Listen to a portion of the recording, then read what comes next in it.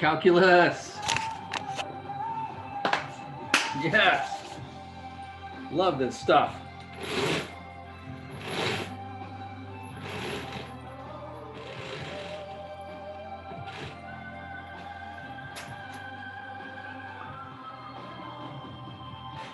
Can you guys hear Steve Perry in the background?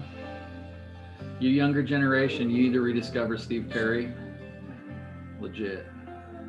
My kids would hate it, so I'm probably wrong, but ooh. I just found a YouTube playlist of his stuff, and he had all these songs I'd never even heard before. And awesome.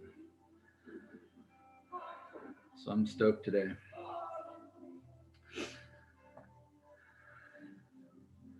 Let's see.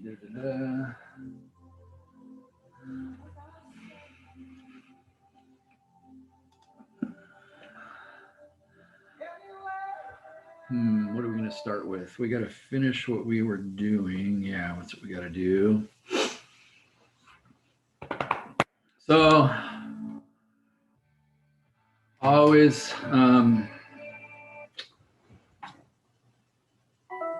kills me to turn that off.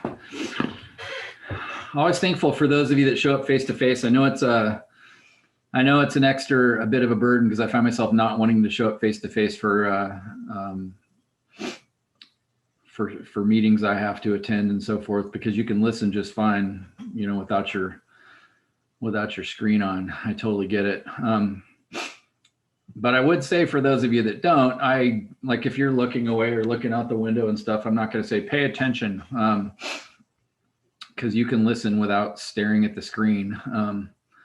But as I've often said, I really want this to be as interactive as possible, and I'm thankful that for those of you that, you know, chime in and answer questions and interact, and it helps me to do a better job when I see your head turned sideways and your eyes purse when it's like, oh, I clearly sucked at explaining that.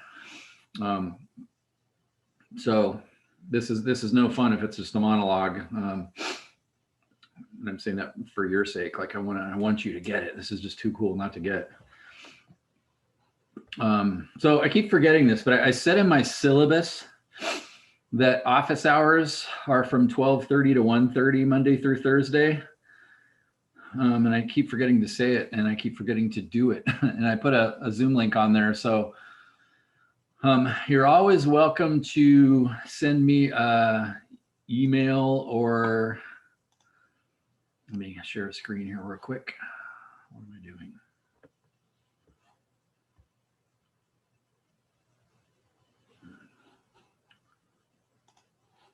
What did I just do? Do I know what I'm doing? You're always welcome to send me an email, but I'm less staring at my screen than I am, around my phone. So I'm going to, as I already did for people last term, write down my cell number. Doug. Why am I writing 541? You know that already. I'm probably not going to stick your phone. I'm probably not going to stick your contact in my phone. So when you text me, I'm not going to recognize your phone number. So you might say, hey, this is so-and-so quickly. You don't have to write your whole name out, but say something like, hey, do you have time to do a quick Zoom? Because I can meet you in the Zoom that I put for my office hours is kind of my personal Zoom. So if you say, can we meet in the Zoom room? And I'll say, yes, in 15 minutes, or I'll be back in an hour, or whatever I can say. We can have a quick text back and forth. And I have no problem, and I actually prefer it, because as I said, this is worth nothing to me unless I can get you to get it. I don't want to hear myself talk. I want you to get it. And so if we spend, 5 minutes just because you have one thing that doesn't make sense to you, I mean, there's so much progress is made when you're one-on-one. We can pop in there and pop back out. I spend most of my afternoons doing department chair stuff, and so to pop over there real quick and do that with you, for even if it's not during my office hour, is very doable. So please take me up on that. But I'm going to be sitting. I set an alarm on my phone, so I'll remember to do this. But I'll also be sitting in that Zoom room, probably mostly looking at my own face in the screen. every day from 12:30 to 1:30 for this class and also for my engineering class. So you can just pop in there without texting. So Monday through Thursday. What did I just say? 12:30 to 1:30. So maybe you're not free during that time. That's why I'm saying feel free to text me and we will meet from there.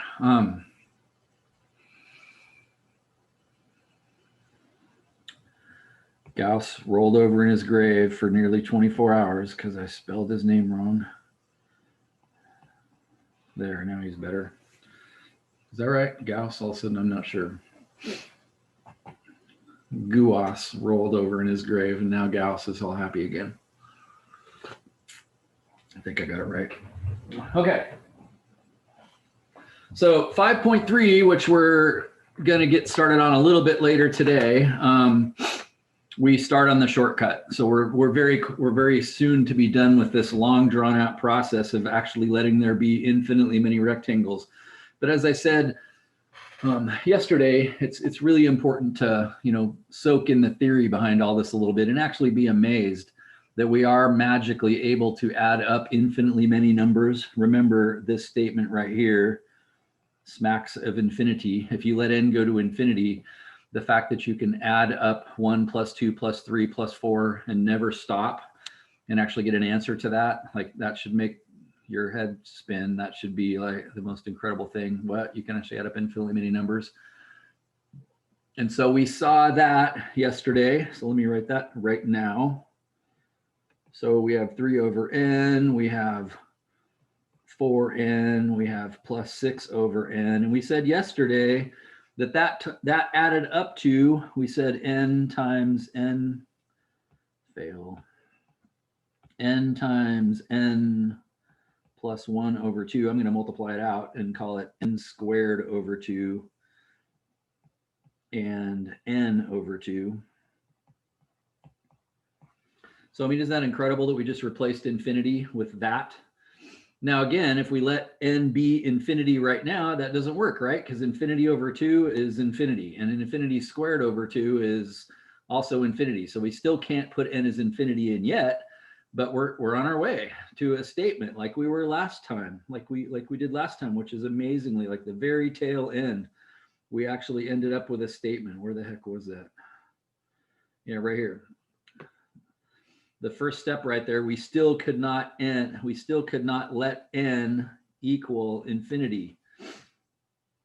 But then we made one move, and then all of a sudden n can be infinity, or technically we look at the limit as n goes infinity because infinity is not a number. So we look at the limit of that, and we actually were able to get an answer to this. And amazingly enough, it came out, well, the answer 27.5, if I remember right, from the rectangle or from the trapezoid. And so we're kind of in the same place here. But the question is, what is this next part? Plus 9 over n squared. What is this? What is the sum of the squares? Is there some formula for that? 1 plus 4 plus 9 plus 16 plus 25 plus 36 plus 49 and so on and so forth forever? Is there some formula that we can get for that? And rather than just give it to you, and I told you yesterday that it's on page 345 of your book, so you could look that up, or you could Google search right now off to the side, what's the formula for the sum of squares or something like that, and you probably could find it online. But I want to make it from scratch. I want to, I don't know, waste a little bit of time here.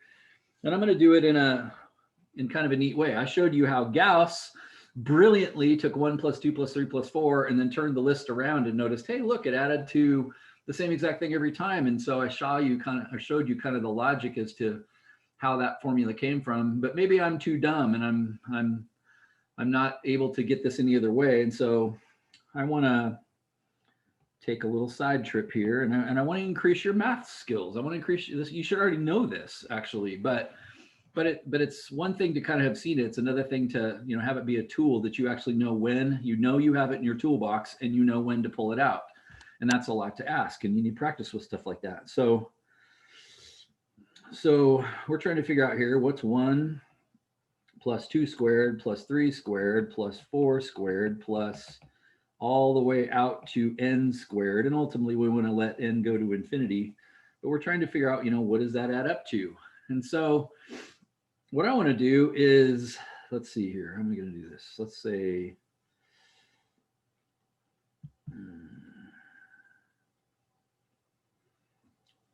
let's make a table, K and S for sum. So if we have one number, then the sum is 1. If we have 2 numbers, then the sum is 5, right? So I'm too dumb to know what the sum is for the first 100 of them, but I can certainly add the first 2 of them. Or couldn't I even add the first 3 of them? 1 plus 4 is 5, plus 9 is 14. Or even the first 4, if I add to 14, that's 16 right there, and then I'm up to 30. And I could keep going here for a little while, right? In other words, I know the sum of the first 4 numbers is 30, but I can't really know the sum of the first 20 numbers. And if the only way I can is by literally adding them up. So the question is there some kind of a pattern to this? Well, would you agree that the sum of just the numbers, not the numbers squared, but just the numbers, 1 plus 2 plus 3, was a squared equation? So what I'm wondering is the sum of the first 3 numbers a cubed equation? By extension? Now, I don't know about you, but I don't see a pattern to this.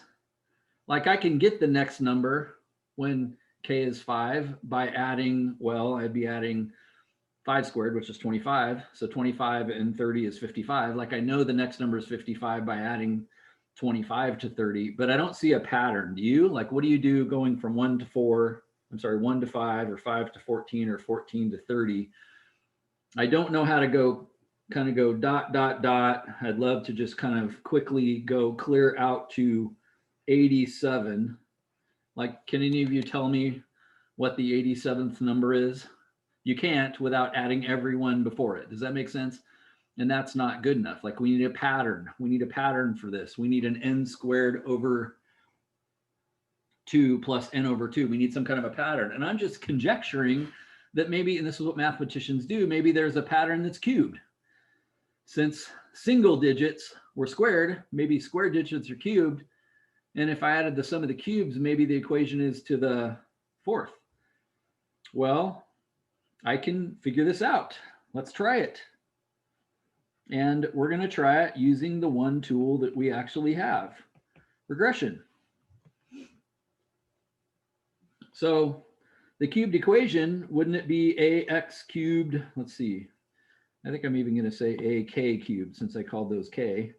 Ak cubed plus bk squared plus ck plus d. Wouldn't that be the equation if it was cubed? And of course, what I need to know is, what are those coefficients? A, B, C, and D. What are those coefficients right there? Well, I can get my calculator to do all this work for me. I can make up 4 equations and 4 unknowns. And so would you agree that, let's see here, how am I going to do this? When k equals 1, then wouldn't the equation have to be, well, put 1 in right there. 1 cubed is 1, so the equation would have to be a times 1 plus k squared is still 1, b times 1, k is 1, c times 1 is still c, plus d. And what does that have to be equal to? Well, the sum on the other side, which is 1. So whatever a, b, c, and d are, they would have to add up to 1. Do you agree with that? Like, that's one equation with one unknown. Now, when I put in k as 2, I'm supposed to get out 5, right? Because that's the sum. But if I put k as 2 in here, 2 cubed is actually 8. So I'd have 8 times a. 2 squared is actually 4. So I'd have 4 times b. If K is 2, 2 times C, and then D is just D. Notice there's no X or K with it. So whatever A, B, C, and D are, they have to add to 1. But they also, forgot the C, they also, when multiplied by 8, 4, 2, and 1, have to add up to 5, whatever this cubed equation is. And so on and so forth. If I put 3 in for K, 3 cubed is 27. 3 squared is 9. 3 is 3. And when I add those up, that sum has got to be 14. And finally, when K is 4, 4 cubed is 64. 4 squared is 16. And that sum has to add up to 30. How's your linear algebra knowledge? Maybe some of you next term will be taking Math 261, linear algebra, where you kind of study this a little more formally and a little more deeply. But notice my equation has 4 unknowns. If it's a cubed equation, it has A, B, C, D, 4 unknowns. And if I have 4 unknowns, I'm going to need 4 equations. And so that's why I stopped at 4 and 30.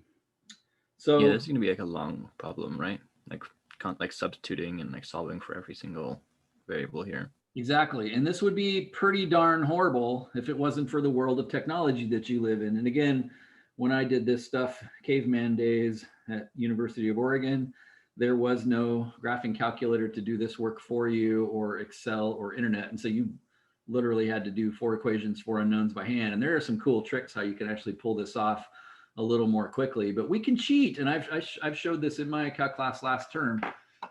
We can cheat. So I'm going to share a screen and I'm going to type in let's see where I'm going to write this. Hopefully you find yourself going, I know where he's going with this. I'm going to type in a 4 by 5 matrix, and I'm going to get the calculator to do this for me. 4 rows, 1, 2, 3, 4, 5 columns, 1, 2, 3, 4, 5. 4 rows, 5 columns, and I'm going to get it to tell me what A, B, C, and D are. And then we're going to test this formula and see if it works. Because don't we know the right answer to, well, 5? If I add 5 squared to 30, I get 55. So we know the right answer. If I put, hopefully if I get this formula right, and if this even works, because I'm just conjecturing that it might be a cubed equation. If I stick 5 in and I get 55, then I'll know my equation's working, won't I? And I'll have the formula that's sitting in your book. So this is very exciting. So I'm going to put in my matrix, I'm going to put 1, 1, 1, 1, 1, 8, 4, 2, 1, 5, 27, 9, 3, 1, 14, and so forth. I have to kind of remind you that because I can't show you both of these screens simultaneously. But I can share my other screen and bring up the calc. And again, you don't need to know this. This is a freebie. I give you lots of freebies in my class. You're not going to be asked to do this on a test. This is just learning to speak the language of math. And you have the formula in your book. If I want you to do this, which I probably don't, this is a really long problem involved. I probably don't want you to do this on a test. If I wanted you to, I'd just give you that formula. It's sitting in the book. So let's see, right there above x to the negative 1 is matrix, second matrix. And I want to edit a matrix, and I already have a 4 by 5, so I think I'll just go in and use that from some other problem somewhere. And so enter, enter, and now here I go. 1, enter, 1, enter, 1. And notice 4 by 5 is too big to fit on the screen. See these little lines right here? That just means there's more matrix to the right. And this little line means there's more matrix to the left. So see how now it turned into a bracket. So I'm as far over to the right as I can get. It's too big to even show the whole thing on this, dumb little machine. Now when I hit enter, it sort of returns back over to the second, notice it says 2, 1, second row, first number. So it's actually telling me where you are. And for me, that was now an 8, right? So then it was 8, and then 4, and then 2, and then 1, and that was all equal to 5. And then it was 27, which I coincidentally have in there, and then 9, and then 3, and then 1, and then the whole thing was equal to 14. Please tell me if I screw something up and I don't see it.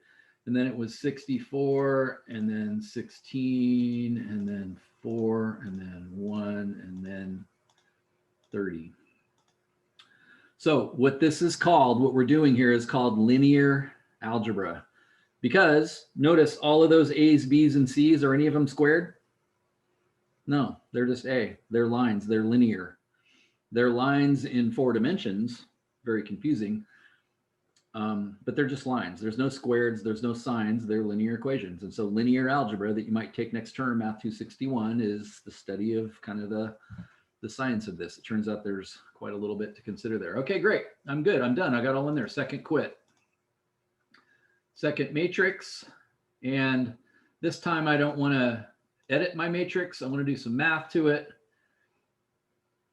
And the math I want to do that you'll learn in Math 261 is called reduced row echelon form. You're going to understand what that means. Now I'm just using the magic. So I want to do reduced row echelon form, and it's waiting for me to say, what matrix would you like to do this to? And so I say second matrix. And in my case, I have 2 choices. So I'm going down to that one, the 4x5. That's the one I'd like to do reduced row echelon form. And it says, yeah, is that the one you want? Yep. All right. There's your answer, it says. Now, can you interpret that answer? Again, I'm teaching this as though you've never seen this before, because many of you probably never have. Before I do that, though, I'm going to go to math and say convert those to fractions.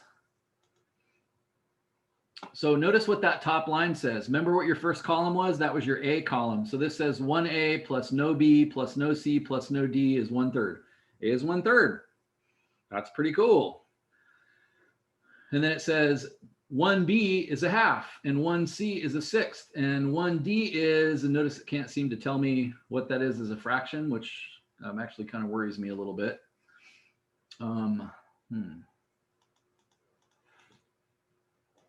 Oh, anybody know what that says?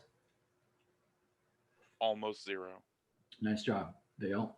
Almost 0. So actually, and it's just rounding, and so the answer to this, I think, actually is 0. So apparently what I think I'm seeing here is that if this is working, that A is a 1/3, B is a half, C is a 1/6. You agree with that? Let's go back to the other screen. Again, you don't need to know how to do that. So if you feel like, oh my God, I'm just hanging on, I can barely do this, just look it up in the book. This is no big deal. Didn't I just share?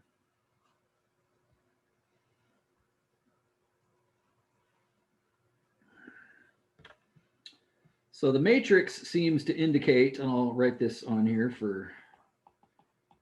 seems to indicate that A is a 1/3, B is a half, C is a 1/6. I'm going from memory. Is that right? I think that was right. And apparently D is equal to 0. So that means my equation then, hence, love that word, hence the equation is 1/3 k cubed plus 1/2 k squared plus 1/6 k. Or maybe yeah, that's okay. Let's leave it at that. So now I'm curious, if k is 5, is that really going to spit out 55? If it does, that's going to make me think this is working, that our evil plan is working. Let's see, 5 cubed, I'm just typing this in, 5 cubed, I already know the answer to this, I'm just giving you time to think. 5 cubed divided by 3 plus 5 squared divided by 2 plus 5 divided by 6, 55. Sweet. The pattern worked, like it really was cubed. And so, wow, that actually works. And I even want to check really quick about the next one. Let's see, if I went to the 6th one, I'd be adding 36 to 55. That'd be 91. And so if I put 6 into that equation, I should get out 91. And I do. I won't take the time to check it. But that's the equation then for 1 squared plus 2 squared plus 3 squared plus ... plus k squared. If you want to add the sum of the squares up to any number you want, not to infinity, infinity is not a number, because the answer to that would be infinity. But if you want to stop somewhere, I don't care where, that's how you do it. Notice we could actually go back now and immediately get the answer to the sum of all of them up to 87 without actually having to add them all. That's pretty cool. This is what mathematicians do. So what does that mean, my friends? That means that I can take, let's see here. Let's kind of make sure the notes are speaking. I don't know what that's going to look like because it jumps over pages. But we can now take that information and sort of put it right there. So I'm going to copy that down, copy, paste.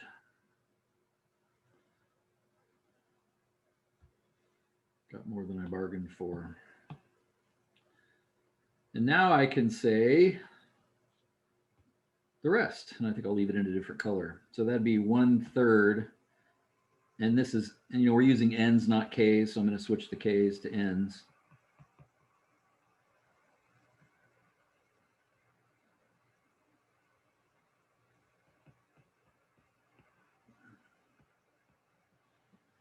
Would you agree that's our sum now? So it no longer has ... infinity to it. And remember, we're still looking to put in n is infinity, which we still can't do because that would be 0 and that would be infinity if we did so. So the question is, like last time, if I plug this in, if I start, well, simplifying, distributing, adding like terms, so forth, collecting it all up, will I get some n's to cancel out so that I get whole numbers just like we did last time? And of course, the answer to that is going to be yes, because I would not be wasting your time showing you this if it were not. But let's go slow. Nobody's interrupting me. You should have interrupted me a couple of times by now. See, I'm distributing this in, so that'd be 6n squared over 2n. 6 divided by 2 is 3, and n squared divided by n is n, so that's kind of cool. And then 6n over 2n, that'd be 6n over 2n, that'd be just 3, wouldn't it? And then I distribute this in, and I'd get 9 divided by 3 is 3, and n cubed divided by n squared would be n. And distributed here, I'd have 9 over 2, and the n squareds would cancel. And then lastly, I'd have 9 over 6, which I guess is 3 over 2. And n squared over n would be just n. Can you just remind me where all of these numbers are coming from the equation? Like how you extrapolated all these numbers? Like I realized 3n is going to be the width, and then everything else, like... Yeah, in other words, that's backfill where all this came from yesterday really quick. Yeah, I think that makes all kinds of sense. So it sort of started with this. Let's see, is that where it started? Yeah, it started with our rectangles back here. In other words, if we were literally just adding rectangles, we'd have to say, since our formula, don't forget our formula was that we were trying to find the area under the curve was x squared plus 3. And so we're saying, what's the area under x squared plus 3? And we were going from 4 to 1. So we said, okay, well, if you're going to do that, then you'd have x is this where we start? You'd have x is 1, but remember the formula said square that and add 3 to it, because you put in x is 1 and then you get the y value out, right? And then the next one, didn't we have to take 1 and move to the next rectangle, which means add our width. Our width was 3 over n. Add that, square it, and add 3 to it, just like we did here. Square it and add 3 to it. Then we had to do that again. So that's where all these terms came from. So there's 1 plus 3 over n squared plus 3, 1 plus 2, 3 over n squared plus 3, and so on and so forth. And then we squared 1 plus 3 over n squared. We squared that, which is FOIL. We had to multiply that out. And so it got larger. And you're going to want to go back and kind of look at this. And I really would encourage you to do that.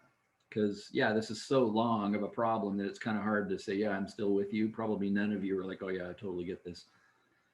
So then I just looked at this gigantic statement here, and I started just collecting like terms. And I marked in pink, hey, look, these have common denominators.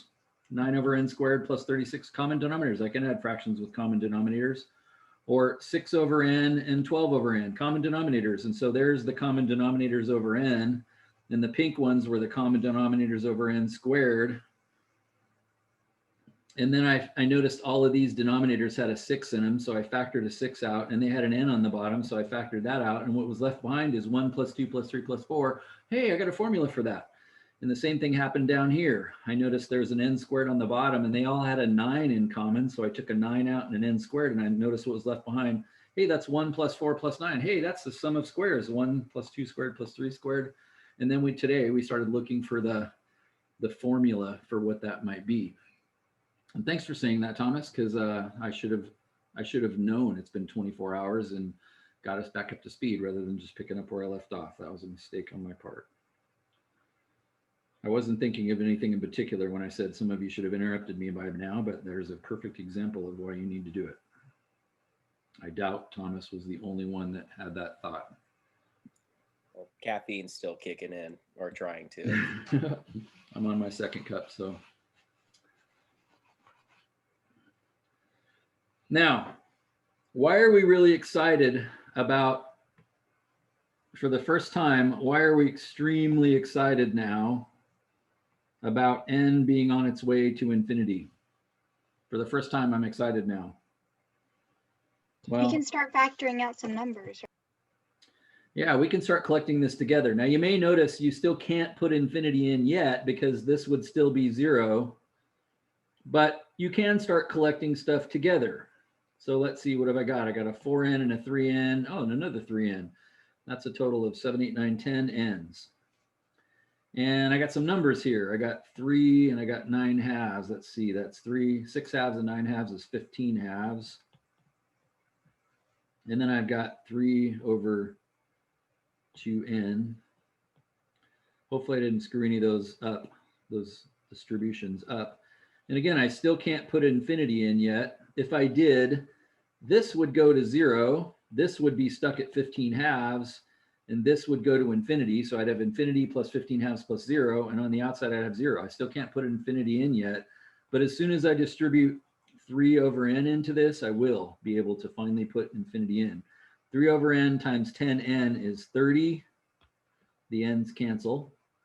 3 times 15 is 45 over 2n. And 3 times 3 is 9 over 2n squared. Now, for the first time, I can look at the limit of this as n goes to infinity. And you should be able to see what's going to happen there. What happens to this term as n goes to infinity? It approaches 0. Goes to 0. What happens to this term? Same, goes to 0.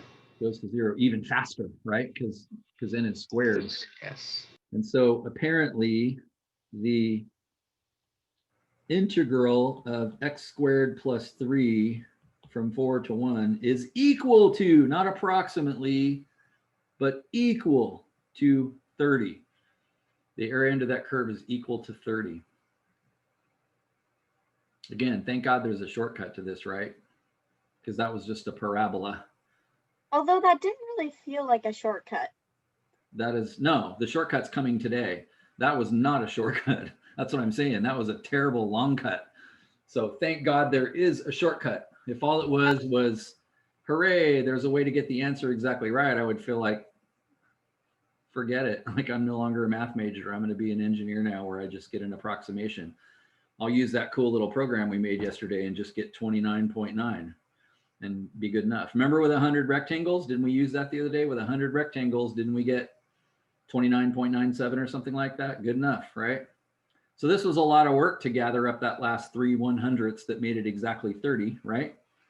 And it's not worth it, right? Unless you're a true math major, it's not worth it. Unless you're a math mind. There's probably 2 or 3 of you in this room, and I'm not one of them, which is maybe sad because I'm the teacher. I should be the math person. But again, just to give you time to soak on this, let's go back to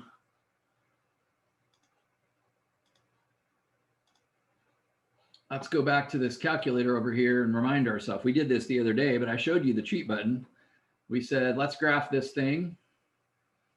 And notice that the graph is still left there from last time. So I'm gonna do something. I'm gonna change the window to be, I can see the graph one a little higher. So I'm gonna change it up to, I don't know, maybe I'll change it up to 20 for a Y max. And now if I graph it, it resets it. Like it won't erase that it won't erase the area. And so that's kind of what I like about the graphing calculator, is it not just tells you the answer, but actually shows you what you just found. So I go second calculate, I say, go down to integral. Remember, that's an S for sum. The integral symbol is an S for sum.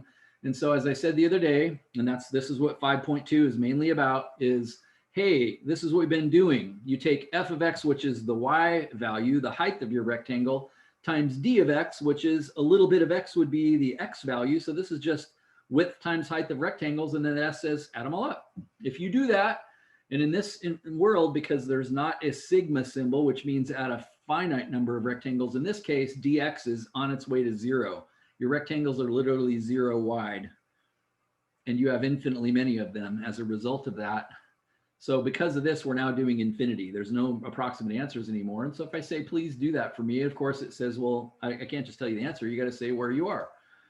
I want to go from 1 to 4. Calculator draws you a picture and it says the answer is 30. That's amazing. Now, as a side note, your calculator is not doing calculus here. When we give it really crazy equations, it's going to give approximate answers. But it's just this one's so simple, it can actually get 30. It's probably getting 29.99999999999, but then it just rounds it off to tell you the answer to it. And so it says 30, but the calculator is actually adding rectangles here. The calculator is doing what our program did, if you will. Mind if I ask a question here? I would mind if you didn't. Go ahead. The calculator, I mean, obviously it makes it faster by telling us the answer, but maybe we could also make a faster way, because this is kind of a similar mindset to what we did with coming up with the power rule last semester, is that there's really only one part of it that like actually kind of makes the answer. So if we look at how we get that one specific part, Yeah, then we can come up with a shortcut. And can you see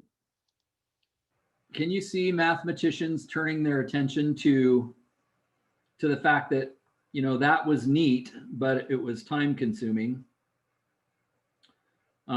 To, you know, is there some way to speed this process up, or is there some pattern that I could recognize, you know, that would make this process faster? Does everybody understand what Felix just said?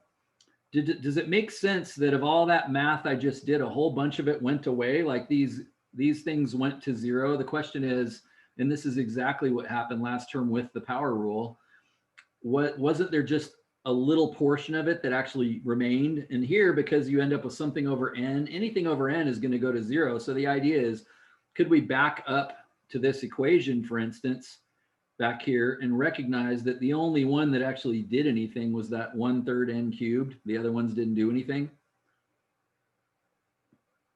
That was the only one that did anything. And why did that do something? Well, you'd think maybe it wouldn't, because don't you have cubed over squared? Cubed over squared. But remember, out front, we still had to multiply by 3 over n. So you ended up with cubed over cubed, and the n's dropped out. So the terms that had n's, the n's dropped out, are the only ones that actually contributed anything to the final answer. So I compliment you, Felix, on the fact that, like, this is what mathematicians do. They think, hey, that's really neat to get the perfect answer, because you just touched infinity. We have infinitely many 0 width rectangles, and we actually didn't get an explosion. We got an answer, and we got 30, and we got the right answer, the perfect answer. And we sort of proved it. And so now, is there some way to, you know, speed this up? And again, what makes calculus calculus is there is a shortcut. Like, there's something to be discovered there. And that's what's beautiful.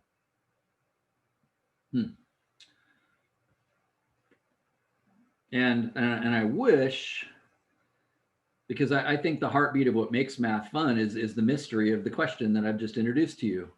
So, you know, to spend, say, 2 days now playing around with, let's have a race. Like, I'll give you other squared equations that are more complicated, and let's have a race without using the cheat button on the calculator. Let's have a race. Let's develop a formula or a system to produce the answer as quick as possible. Let's figure out what to ignore and what to pay attention to. And, you know, let's make the squared equation not x squared plus 3, but like 3x squared plus 5x plus 9. So the squared equation has more, you know, letters involved. And so, you know, what parts of those do we need to pay attention to? What are you actually doing? I mean, isn't that the fun? Like, that's a mystery, and it'd be fun to take off in groups of 3 or 4 and like have a contest and spend 2 days on it. And frankly, that's the heartbeat of what true math is. And that's fun.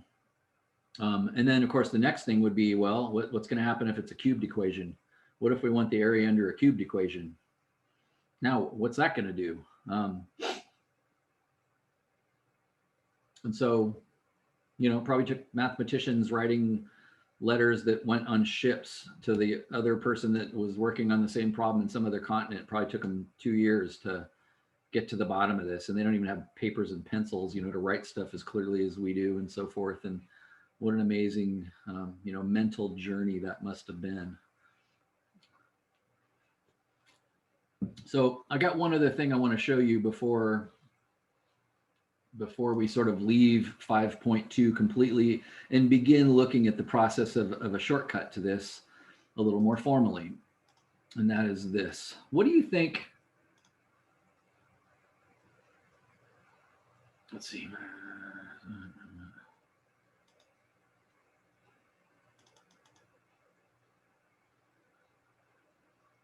How do I back up? How do I, is it delete, clear? Clear clears everything.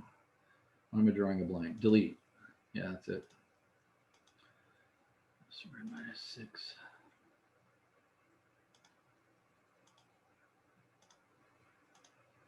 So it's just another parabola, right? Except for it's, you know, got an x term in it as well. And if I graph it, what's different about this parabola than before? There's negative area.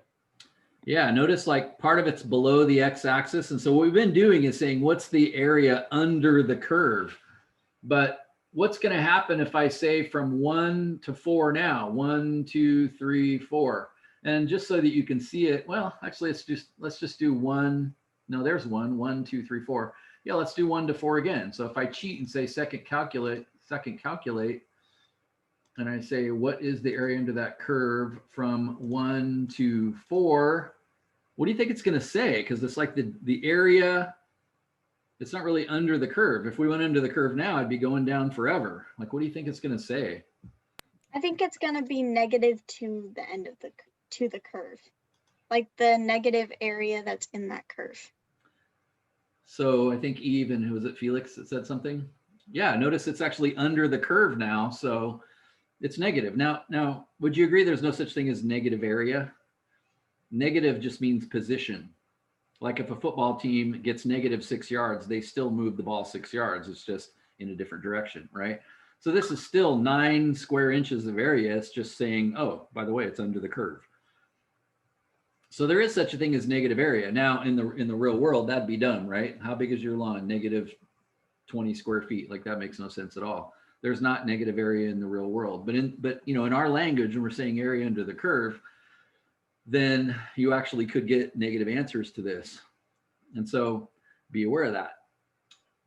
What's going to happen if I expand this a little bit then, and I say not from 1 to 4, but if I said from like, and notice the same graph comes up, but what if I say 1 to like 7?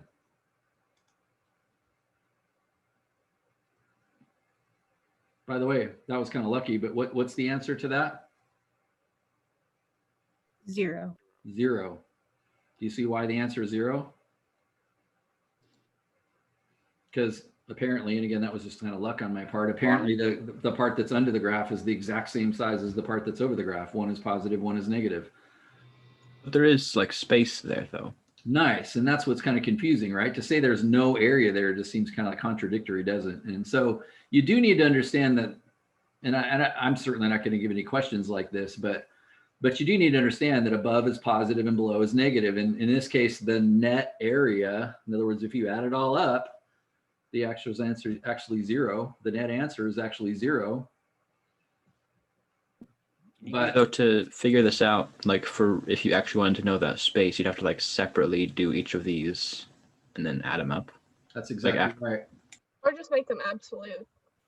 Yeah, make them absolute, but you'd have to see where it crossed. And in my case, I made up a parabola that crossed at 1 and 5.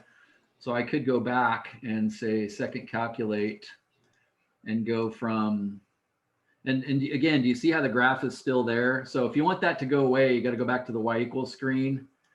And like right now I'm typing an X over the top of the X and then regraphing it. So it's like kind of like resets it. So now the parabola doesn't have but when anytime you say I want to find the area, it's just going to leave it there. And there's not an easy way to erase the chalkboard. So I just went back and typed X over the top of X or something where I didn't actually change anything, but the calculator thinks I did. So now I'm going to go back and say, find the area under this curve from 1 to 5. And so notice that absolute value of that area is actually 10 2/3. So apparently I got lucky. There was 10 2/3 here and positive 10 2/3 up there. And I went from 1 to 7, didn't I? So let's go back and see what the area is from 5 to 7. And you should already know what the answer to that is. See how it's the same? One was 10 2/3, one was negative 10 2/3. But again, see how I didn't erase the chalkboard? You see how that picture doesn't match the answer because the part that's under the graph is still sitting there. So if I wanted this to look right, I got to go back and, type over the top of the 6 or something to erase the chalkboard. So the net area of this is actually 0, but sort of the actual area is, well, 10 2/3 times 2, whatever that is, 21 1/3 or something. So that's kind of like confusing, what's the area into this? Well, it depends what you mean by that. The net area is actually 0 from 1 to 7. So you have a couple of questions in your assignment to kind of play around with that. But that's kind of an annoying consequence. If we decide we're going to find the area under a curve, then if the curve is under the x-axis, then all of a sudden we have this negative area business to worry about. And again, in the practical sense, if you're an engineer, it's like blah, blah, blah, blah, blah. Who cares? This is not part of the real world. Correct. But in a theoretical sense, that's a thing. So you'll get negative answers sometimes, whatever. Okay. So just to kind of say this out loud, you already know this if you were with me last term, but basically all of your assignments are due at the end of the week. I think I may have mentioned this. So I'm just pulling up the syllabus really quick just to make sure you're kind of on track for assignments and so forth. I'm giving you kind of a whole week to do assignments. So you don't have, there's no such thing as late work. You have way too much time to do your assignments anyway. So don't send me emails saying, can I have more time on this assignment? I think I gave you a few late passes for some accidents, but notice is this big enough for you to see? I think it is now. Notice this week, 5.1, 5.1, 5.2, 5.2, and now we're done with 5.2. So 5.1 and 5.2 are due Sunday night in my open math. So January 18th is Monday. So January 17th, they're due by midnight on January 17th. And so you should be working on those during this week. Again, if you're smart, you were done with 5.1 Tuesday night. And I say smart because then you have Wednesday and today to stay after class and ask me questions about stuff that didn't work so good. If you wait till Sunday night, I'm probably not looking at my email and we might not connect, and then you just don't get those points. But 5.3, notice we start today, but then 5.3 continues Tuesday. So 5.3 is not due this Sunday because we're not done talking about it until next Wednesday. So just generally speaking, that's what's going on. 5.4, we're done with it that Thursday. So it'll be due the next Sunday, but 5.5, we start the next day. So the only other thing I'll just mention about 5.2, I'm not going to talk about it because I've said everything you need to get 5.2 right, but that doesn't mean you're just going to sit there and, listen to Steve Perry and not even have to think and get it done. Although Steve Perry will actually help. You'll do a little better if you're listening to Steve while that's another freebie. I don't want to give you too many freebies in one day. But the two questions you'll be asked in this assignment that don't involve all of this calculus are, you'll be asked to find the area under a line, which, as I said, you can do by geometry. You can do by saying, hey, the area under that line is actually a trapezoid. I don't need to add a bunch of rectangles. I don't need to do this in the pain and suffering way that we did with all of these Gaussian formulas and so forth. I can just use geometry. The other equation that you'll be given will be something like this, and I'll just kind of make this note. 5.2 assignment. What if they gave you a graph that looked like this?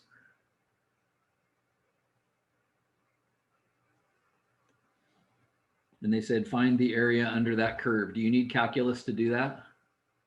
Why do you not need calculus to do that? It's a circle, right? Yeah. Some of you are probably thinking that. Isn't that shape just a a half circle and a rectangle.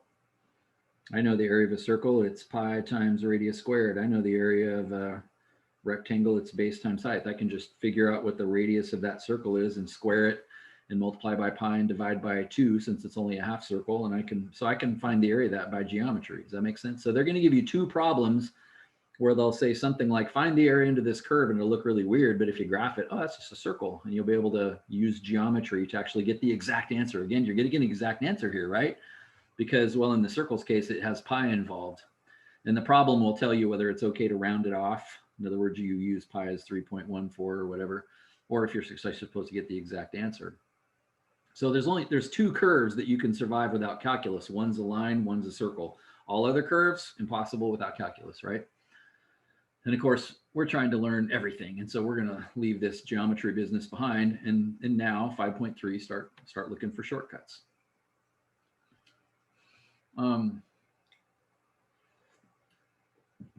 Okay. So I'm going to make a new note page now. So I'm going to repost that page over the top of yesterday's page, just because it has a little bit more at the end. And then today I'm going to post this 5.3 stuff as we begin talking about 5.3. But again, we're talking about that 2 more days next week. And so 5.3 is effectively toward a shortcut.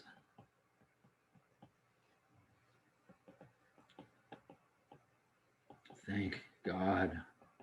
Sorry for your non-religious types. Thank God there's a shortcut to this, because you can't even do this with sine. Like we just did it with a parabola, and it was possible, although most of you would say I couldn't do it myself right now. And you might even believe me that it's possible with the cubed equation. But what about sine? What about e to the x? I mean, there's all these other equations we studied that have all these cool graphs. What about 1 over x? What about, could we still do it with those? What kind of a Riemann sum would that create? Would it be possible? The answer is no in lots of those. And as I said, we could burn a lot of time kind of playing around with that.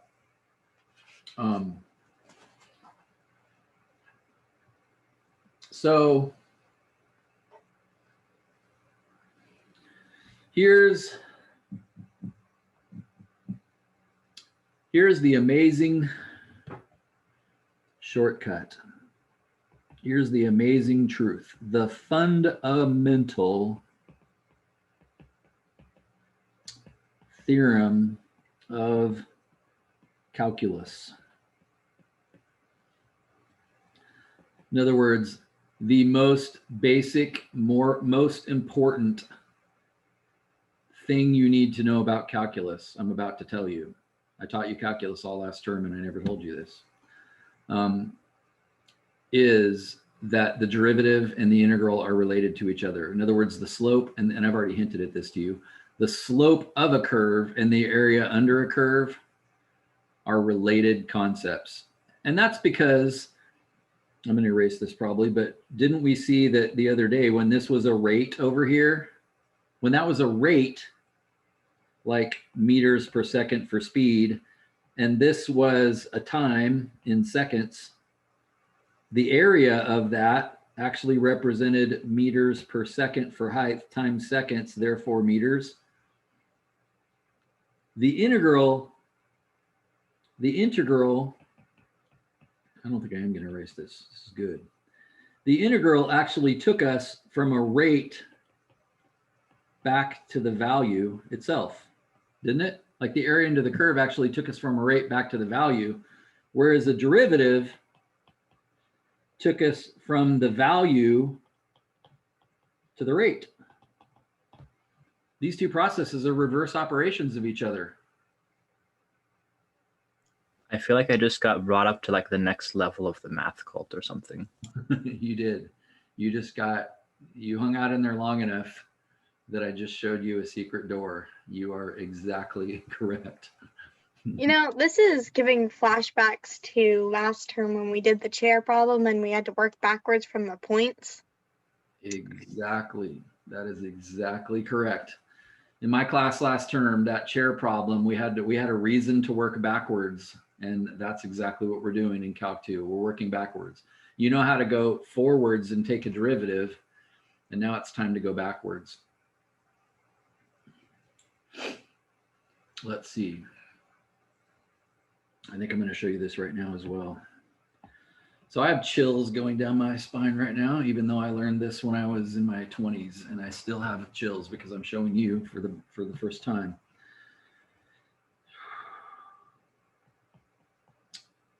Let's see. Circle. Area formula for a circle. Pi r squared. I think I showed this to you a little bit last term. Circumference of a circle. 2 pi r. Anybody see any relationship to those two formulas based on calculus? I think I showed, I can't remember why, but I think I showed this to you last term. Anybody see any calculus relationship? I don't know about you, but I just thought, oh, two different formulas, whatever. Do you see that they're actually related thanks to calculus? Power rule. Somebody put it into words. Vale just said power rule. Yeah. If you take the derivative by power rule of pi r squared, you get 2 pi r. If you take the integral, go backwards, in other words, which we're not as good at, right? Of 2 pi r, you do the power rule backwards, you get pi r squared. Is that a coincidence? The answer is no. That is not a coincidence. And so this truth was before you, like you learned these formulas probably in junior high school, middle school. But there is order and beauty in the universe that is blinding, is so incredible. Why does this make sense? Would you agree that the fundamental concept behind what is an integral, if you had to explain that, anybody want to take a stab at it? If you had to explain to somebody that you know who is dumb enough to listen to you for more than 120 seconds on this topic, again, I challenge you to try to pull that off, especially those of you who have boyfriends, girlfriends. Can you get them to listen to you for more than 120 seconds on this subject? Extra credit if you send me a video pulling it off. And I'm going to tell you what to say right here. What's an integral? You're explaining to somebody that doesn't like math and wants to get away from you. So you got to say it simple. What have we been doing fundamentally? Reversing derivatives. Reversing derivatives is one answer. Keep going. Like what? Finding the position. Finding the position from the rate, right? Yeah. We've been finding the area. Under the curve. Bunch of rectangles. Yeah, we've been finding the area under curve by adding up rectangles. And so there's a lot of right answers to this question, but what I want you to focus on right now is the fact that we're adding, really what we're doing is adding infinitely many, infinitely small, I'm even going to say things instead of rectangles. Like this is what integrals actually do. They add up infinitely many, infinitely small things. In our case, we've been doing that with rectangles, right? And we did it, and in our case, we did that because it found the area under curve. I mean, that was the result of it. It found the area under curve, and practically that turned a rate back into a value itself. And you know, all the things that you just said are all true. But isn't that what we're really doing? Now I want you to think about what the area of a circle is. I'm about to draw a solid circle. Like I'm going to paint a circle, but watch how I draw this. And you tell me what this has to do with what I just said. And I purposely left some space there so that you could actually see how I drew it. Isn't that the area of a circle?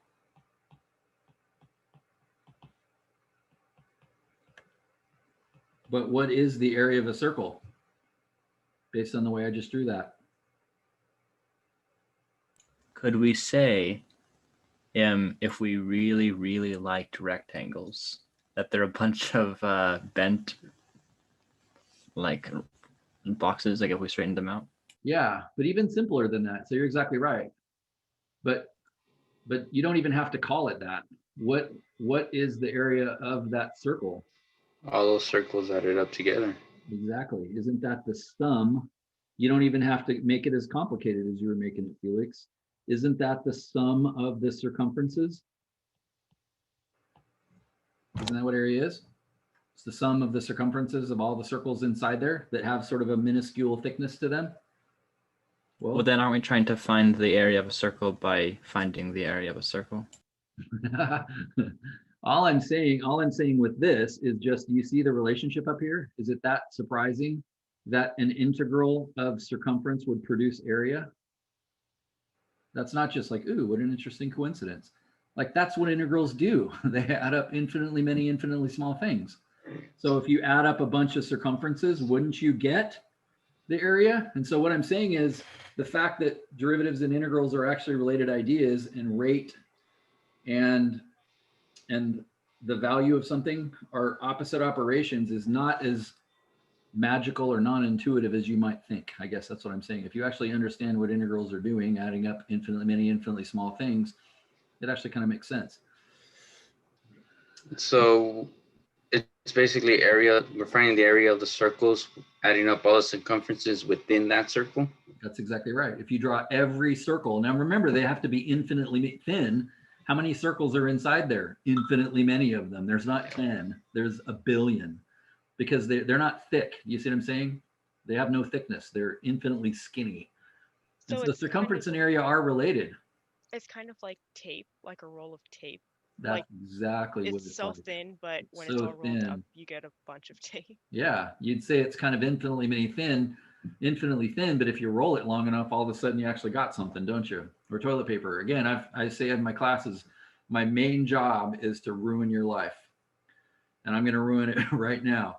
The next time you go to the bathroom, you're going to look over at that roll of toilet paper and you're going to unroll it and you're going to think about calculus. And you don't have a choice. Like, you can't not think about calculus every time you go to the bathroom for the rest of your life. Something about this just bothers me. I don't even know what it is, but I feel like it shouldn't be this perfect because math is sloppy. Yeah, it's both sloppy and beautiful, kind of all rolled into one. I can tell you exactly what bothers me, which is, well, we're kind of used, if the area and the circumference are both kind of similar things, like where do we get either one of those? Because it seems like we would kind of, they're both interlinked things, so we'd have to, Yeah, we can't really get one without the other, if we already know the other. It seems kind of. Yeah, I know exactly what you're saying. It's kind of like when you're trying to define a word that you don't understand, and so you use another word to define it. And then like, how did those mathematicians would have needed to like figure out like both at once, it seems like. Exactly. Vale, what's your thought or your question? You raised your hand. Oh, I was just saying that integrals won't look perfect once we're starting to add and subtract them from each other and make 3D shapes out of the subtracted area and calculate their surface area and all the other silly stuff. Yeah, we have to settle for, writing down decimal answers to our questions, but they don't actually have to be decimals. And so we'll go into that. But yeah, I mean, the big takeaway is the universe is a lot more beautiful than you think or that you thought. And if you look larger, there's things out there you haven't seen yet. And what we're learning here is if you look smaller, there's microscopic things you haven't seen yet. And so this is just beautiful. I mean, part of me is, most of me, as I often have said, can you still see my screen? For some reason it acts like I just got kicked off. Most of me likes math for the fact that I can, do it and build a bridge, if you will. But there's a chunk of me that looks at this and I'm blown away. Like, I can't believe that I live in this universe. And for me personally, that means I believe there's a higher power. I won't go down that road, obviously, because this is a math class, but like, this did not come from nothing. Like, this kind of order did not just happen. I'm not able to get my mind around that. Now you can, go on to argue whose God is it and all that kind of stuff. And if there was a God, why would he let bad things happen? And it's problematic, but it's like, this is beautiful. This is amazing. And I won't go into this either, but there's a huge argument in math among, of course, math nerds as to whether we discover math or invent it. Do you understand that question? In other words, did we discover that the area of a circle was pi r squared and it was true before collectively in humanity we were sort of smart enough to figure it out? You know, our one champion went forward, Archimedes, and figured it out first. Or is the whole thing generated by our minds? Is it real or not is kind of the question. And so, as I've said, people that really get into math oftentimes are, you know, they kind of go insane as a result of this. Let me further this one level deeper. So does this also apply to other shapes?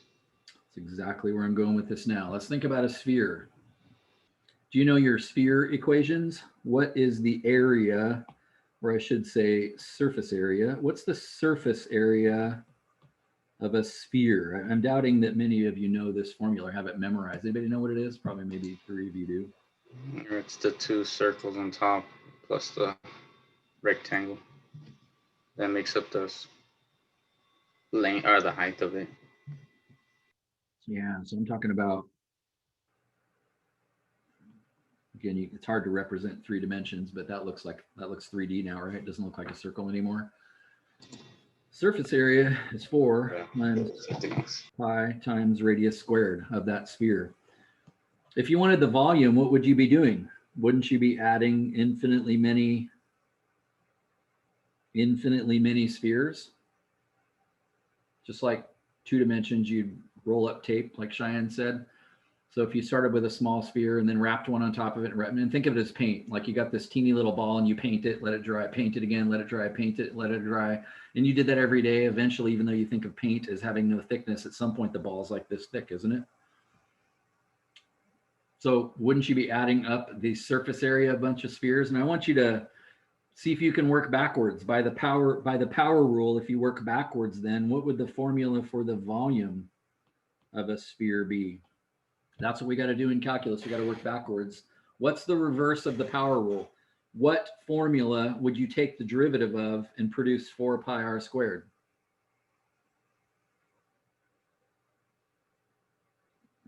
You put n in front and then you do n minus 1. So I think it'd be 1 pi r cubed.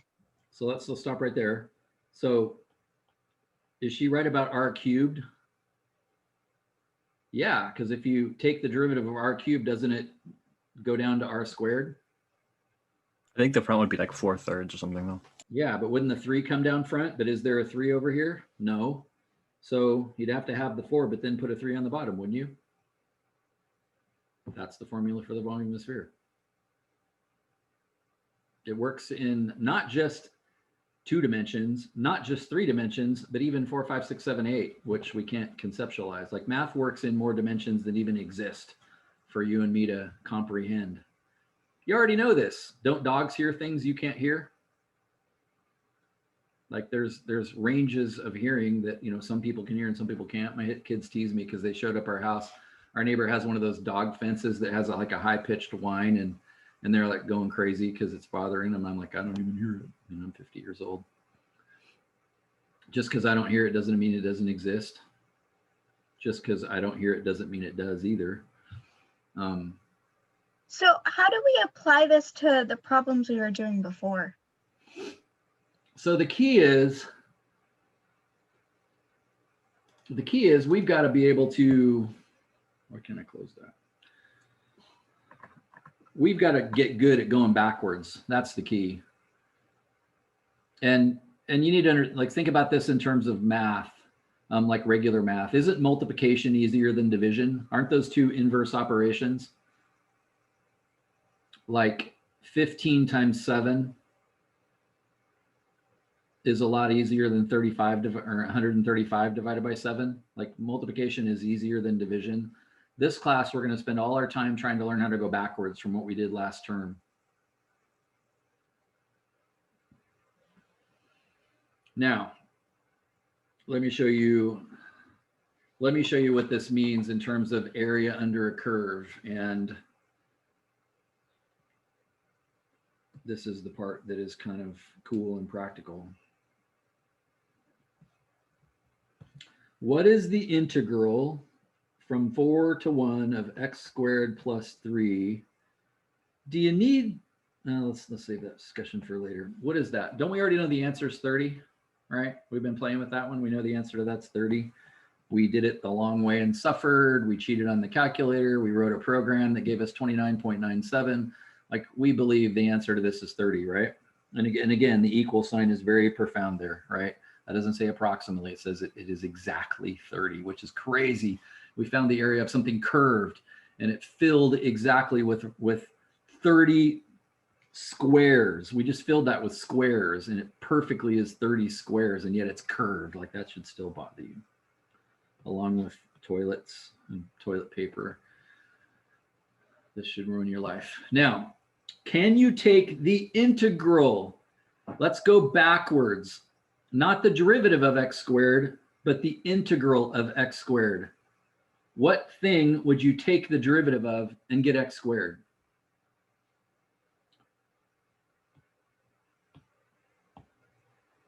Well, like we saw a second ago, wouldn't it be x cubed? Like, but if you take the derivative of x cubed, you don't get x squared. You do get an x squared, but you get some numbers. So what else does that need? 1/3. For the coefficient to work? Yeah, 1/3, because don't you bring the 3 down and multiply it 3 times a third? Oh, that goes away then the coefficient is 1. So isn't that the integral of x squared? What's the integral of 3? What do you take the derivative of to get 3? 3x. Just dx squared. 3, not x squared, just x.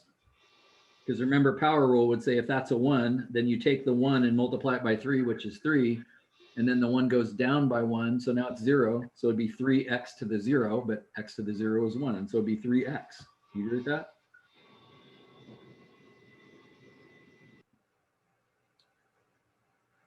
So what we're really doing, according to what I showed you here, derivatives and integrals are actually going up and down dimensions. What did a derivative do? The derivative back here actually took us down by 1 dimension. And I literally mean that in the universe. Area was a 2-dimensional shape, an r squared, and it took us down to a 1-dimensional shape. It's actually changing dimensions. That's the profound understanding of of the fundamental theorem of calculus. When you go the other direction, you're actually going up 1 dimension.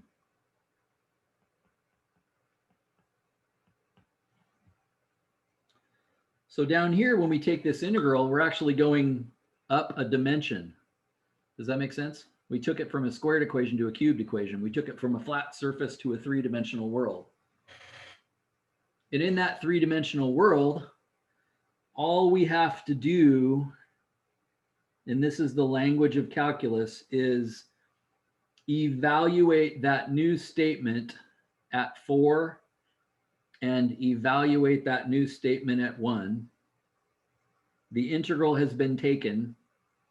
Remember, this means add up infinitely many rectangles, and we're saying, my goodness, is that ever tedious? That's terrible. So we took it up a dimension. And in that dimension, all we got to do is work with the endpoints, 4 and 1, and we're actually going to get the area of 30. What happens if you stick 4 into that statement? 1/3 times 4 cubed plus 3 times 4.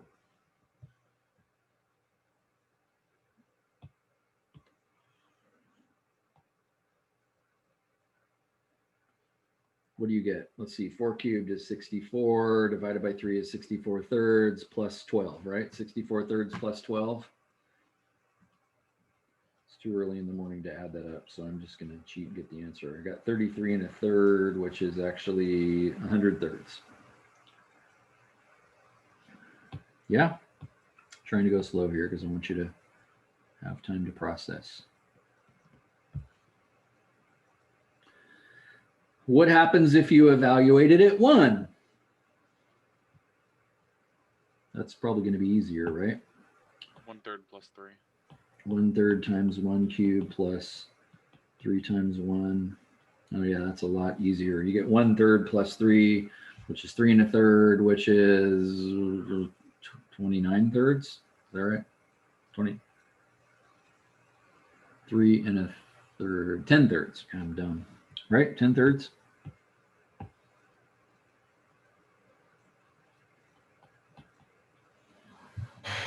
Remember, we know the answer to this is 30. How do I get from 100 thirds and 10 thirds to 30?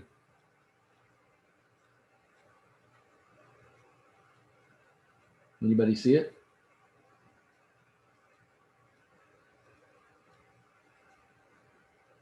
What do you do? It's a very simple operation. It's not complicated. What do you do to 100 thirds and 10 thirds to get 30, which is the right answer? Subtract them. Subtract them.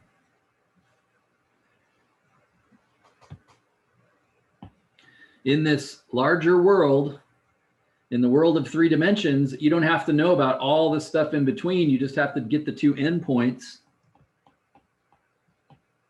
the 2 values at each of the endpoints, and subtract them. And you now know the area without ever having to add up all the rectangles. That's the fundamental theorem of calculus. Slope and area under a curve, despite the fact that at a simple glance, they look to have nothing to do with each other. They look to be totally unrelated. Same exact operation.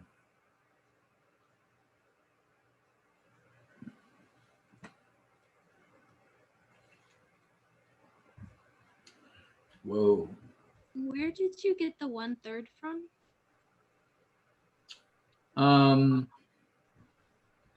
Because we went backwards here. This is like the power rule from Calc 1 in reverse.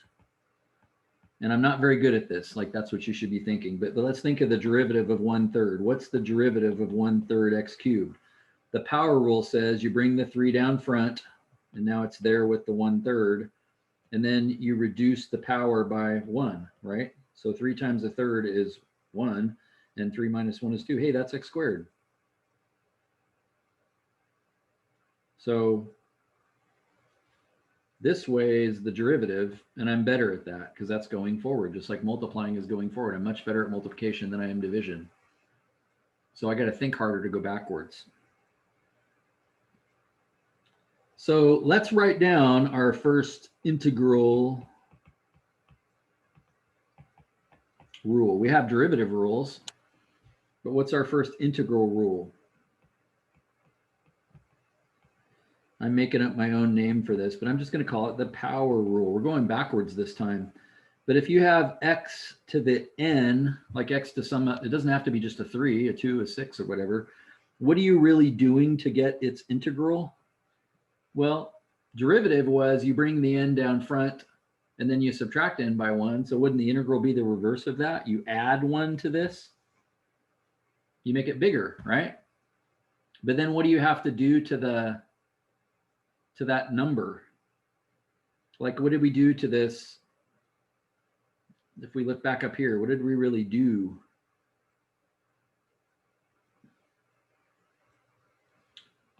What we really did is we divided by that number. So the derivative was you bring the exponent down front and then subtract 1. So you multiply by the exponent and subtract 1. Well, doesn't it make sense the reverse would be add 1 and divide? Instead of subtract 1 and multiply, we're adding 1 and dividing. So let's try that out on what we just did. So what's the integral of x squared? Well, I'd be adding 1 to the exponent and then dividing by that exponent. Yeah, that worked. 1/3 x cubed. That's what we got a minute ago. What's the integral of x cubed? Give you a second to think about that.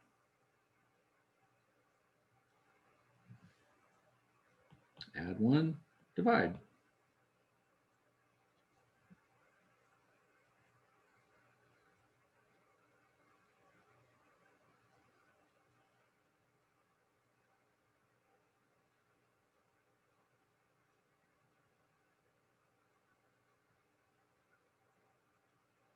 Wow, let's see. So So you're telling me that if I wanted to know the area under the curve of x cubed plus 2x squared plus 6 from 5 to 2, you're telling me I could just use the fundamental theorem of calculus and just underivative those, integrate those, mathematicians would say, and then just plug in 5 and 2 and subtract them, and I would actually have the area under that curve? Is that what I'm saying? That feels kind of wrong. It's exactly If it what I'm works. saying. And this should not work. Like I'm getting an area by just putting those two endpoints in. Yep, if you're in another dimension, if you're in a higher dimension, it's easy. So actually, I'm going to give you a second to think about that. And if you have time, go cheat in your calculator, graph that. And by the way, I just made that up. And so this could have negative areas in it. I don't even know.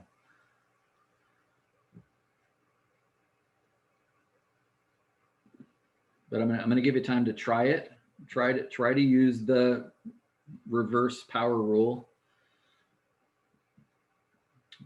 Rewrite it as a 4th degree equation. Plug in 5, plug in 2, subtract them. Go to your calculator, use the cheat button, see if you get the same answer.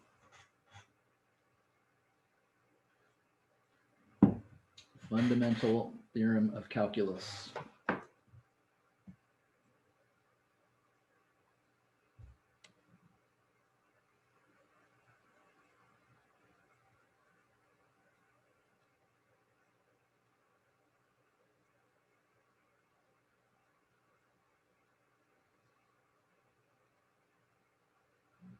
Wow, it's 9:23.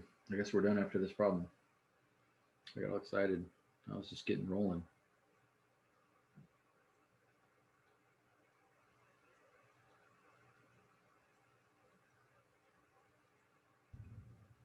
Hey. Yep, go. Oh, I'm muted. I hear you. Hey. Go ahead. I just wanted to let you know, because about your thing this morning about the video. I do plan to start using video when I this whole week I'm gonna be Zooming from class. Yeah. For class from my office at work. Oh, good. Okay. Sweet. But I've been having to like work. I've been really behind, so I've had to work at the same time as my class. Yeah. I totally get that. It's so hard. So it should be better next week. I think I'm about caught up. So cool. Thanks for letting me know that. Yeah. Yeah, because I feel bad like not having like not having the video on. Yeah. But it's also like difficult because my office has been a mess, and I work at parole, so the information that could be like out and about is not necessarily public knowledge. Yeah, I appreciate that. Thank you. Yeah, I'm hoping to get my office kind of set. It's almost there. It's almost set up where I'm just going to be able to take. I'm going to take like the hour and a half for the class off from work. I'll just be sitting here in my office. Oh, that'd be great. And that will work out better. So I know from your perspective, when you turn your video on, nothing changes. You just think I'm sitting here and I'm still sitting here. I'm just looking at a screen. And when I say that really, I guess I'm saying it for my sake, in the sense that I see your face now and it doesn't look any different to you. But I see your face and I feel like I'm talking to a human being. And but I don't care. No, I definitely get it.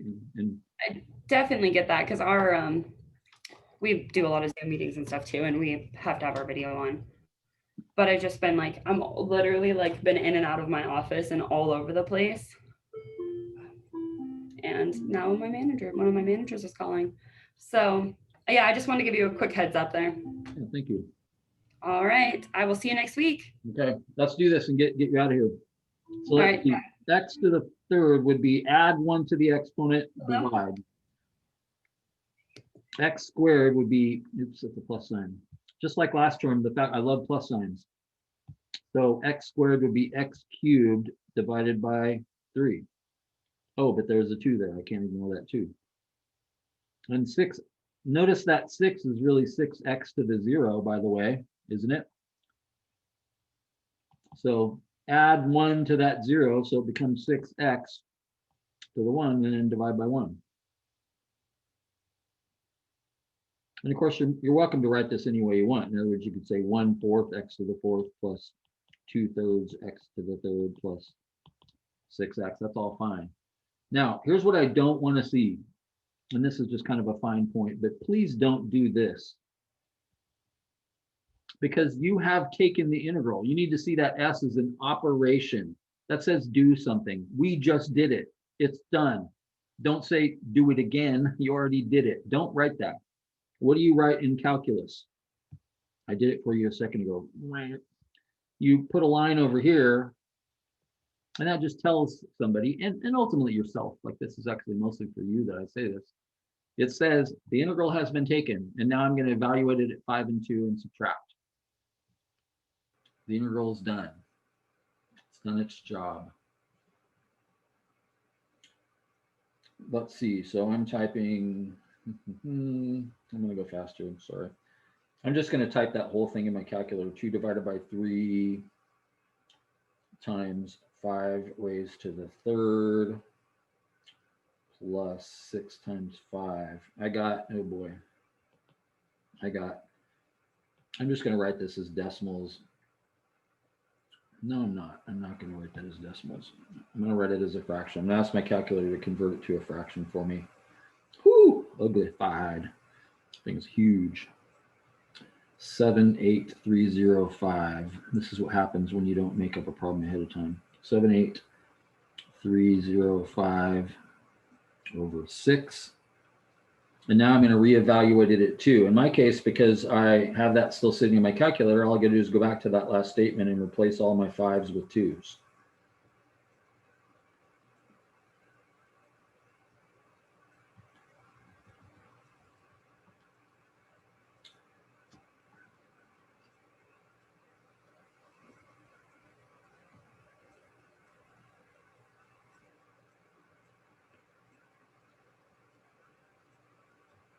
Which, because I'm failing, is taking me forever.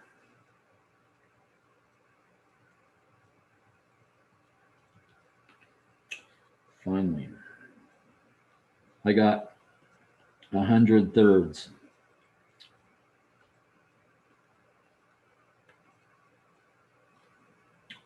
So if I subtract those two numbers,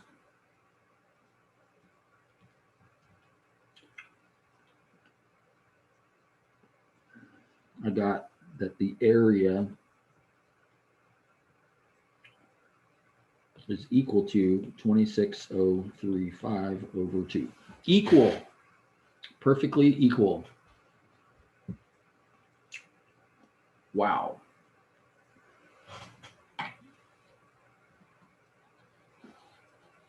I'm going to quickly go check that answer. And by the way, that's 13,017.5, because that's what the calculator is about to tell me if I didn't screw up. And then I'll shut up. That seems large. Yeah, it seems large. I find myself wanting to look at the graph and go, really? Yeah, I got 248.25. Uh-oh, that means maybe I did make a mistake. Yeah, same here. I got that answer as well.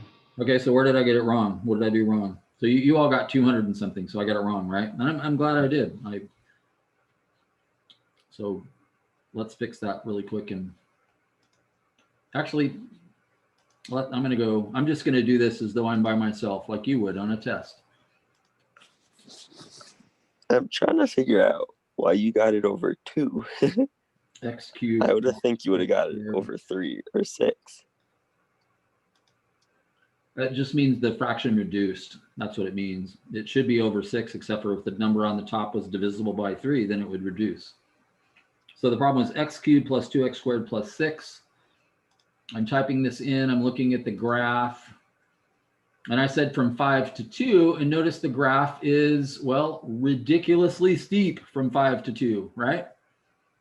So if I say second calculate, what's the area under that curve from a lower limit of 2 to an upper limit of 5? So do you see if I'm taking a test, it's like, crap. That's why I showed you this button. Crap, I got it wrong. Like, you should know that. Don't turn in what I just did for work. And again, I did not do that on purpose. I did something, in my case, I did something stupid, right? Like I know how to do this. So I don't know what I did wrong. I'm going to go fix it really quick. But the answer should have been 248.25, as many of you got. And so now I got to go figure out what's wrong. And I'm going to, live show you how you should be doing math. Like, you should troubleshoot this. You tell me, like, what am I about to do? What am I going to do to troubleshoot this now that I know I've got it wrong? Start from the beginning and review your work. Yeah. So I'm going to think out loud. So x to the third, add 1 to that, divide. X to the fourth. Okay, that looks fine. Add 1 to this, x cubed divided by 3. That looks okay. 6 became 6x. I don't see that my integral's wrong. Did I copy it down here correctly? Yeah, I think so. Then I had to put 5 into everything. I must have typed that in my calculator wrong, I'm now thinking. So I'm going to go look back at my calculator to the first time I typed that mess in. Hey, Doug. Go ahead. I have to head out to a doctor's appointment, so I'll see you next week. Yep. Get out of here. Sounds great. Yeah, we're overtime. Feel free to leave whenever it's overtime. I put 5 in here. I have 0.25 times 5 to the fourth plus 2/3 times 5 to the third plus 6 times 5. I don't see anything wrong with that. I got 7, 8. Okay, so it looks like I got that right. I'm wondering, I must have got the second one wrong. If I didn't get the second one wrong, then I'm really confused. I have 0.25 times 2 to the fourth plus, oh, I have times. See that symbol right there that says plus? I have a times.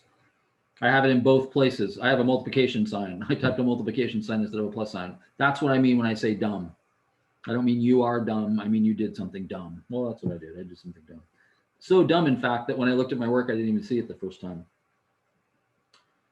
So now I'm going to go back and fix it so that nobody will ever know in the notes.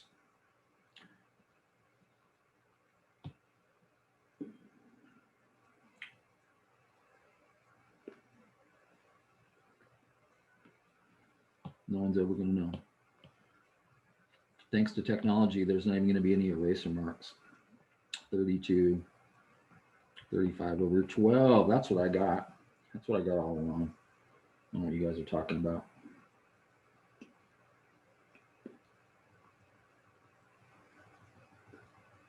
What an idiot. 64 thirds. And the answer should be in 12ths, but remember, it might reduce.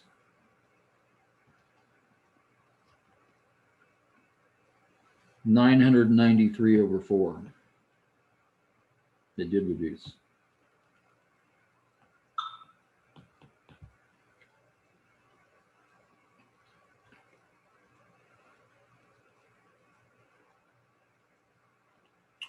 And when I divided those, because it's divided by 4, I can still say equals. A lot of times when you convert to a decimal, you got to say approximately because you have to round it off. But I got 248.25, which checks with the calculator, which means I didn't get it wrong.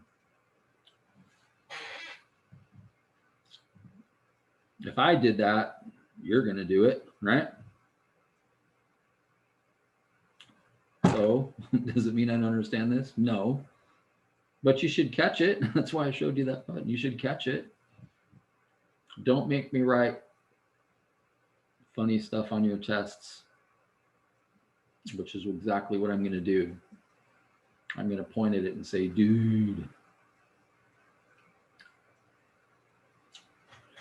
All right. Sorry, we're way long, but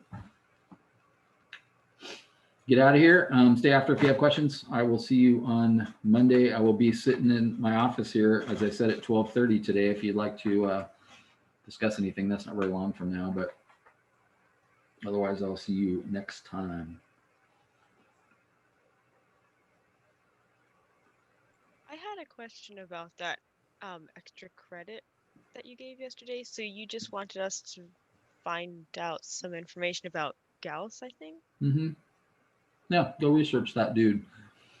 And you know, you might send me an article or something that you found, but just I mean, that you could literally get extra credit by spending 2 seconds on Google search, but at least type a couple of things like, wow, that's interesting. He was born in 1614 and he had 19 children, or, just something that you think was kind of cool about him, or whoa, he's blind, or, there's all kinds of crazy things about mathematicians, or, is that I want to call it an urban legend, but is that legend actually true that his elementary school teacher gave him that problem to keep him busy and he had it answered in 10 seconds? I'm going from memory, so I don't even have the facts straight. We'll read it for yourself. And is that actually true, or is that just a story that's been handed down and nobody knows for sure? Just whatever stands out to you is interesting. And I'm not saying that to prove to me that you actually read it. I'm just saying I probably am not going to read the whole article either. So if you tell me, kind of a couple of cool things, then I'm going to go, oh, that's cool. So. Okay. Yeah. I have a question on the syllabus. It said there's no class Monday, so I was wondering if there is or if there's. Yeah, that's I think Martin Luther King Day, so it's not. There's no school Monday because of that. So yeah, that's for real. Okay. Thank you. Yep.